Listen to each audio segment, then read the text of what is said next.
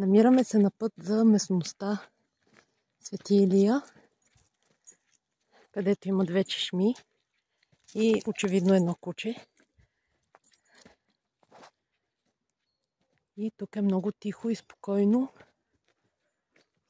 Все едно няма никъде цивилизация по целия свят. Само птици, кучета, води, треви, дървета, клони, корени и нищо друго.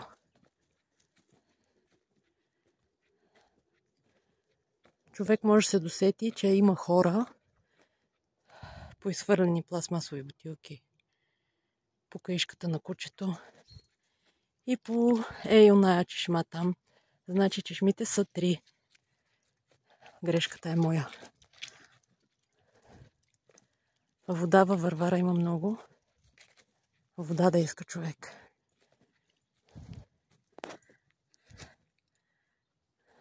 Родопите са си родопите. Пирин ряпа да яде.